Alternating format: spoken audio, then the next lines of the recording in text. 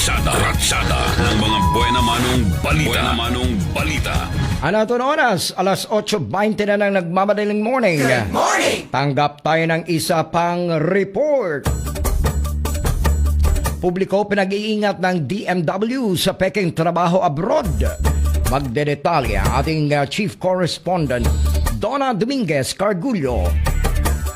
Pinaalalahanan ng workers ang publiko na mag-ingat sa mga scammers na nagpapanggap bilang si Secretary Hans Leo Kakdak gamit ang pekeng email address at nag-aalok ng pekeng trabaho abroad. Ayon sa DMW, ang kasdak.dmw.gov.ph at gmail.com ay hindi opisyal na email address ni Kakdak at hindi otorisado ng ahensya para mag-advertise ng mga trabaho sa ibang bansa at magproseso ng dokumentong kailangan sa pagtatrabaho abroad.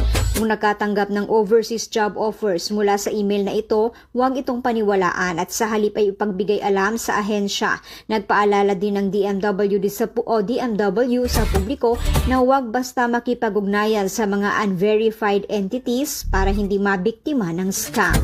At yan ang ratsada ng buena manong balita. Mula dito sa Maynila, ako si Donna Dominguez nag-uulat para sa Infinite Radio 24, Iba. Basta balita sa Infinite Radio, walang kawala. Iba!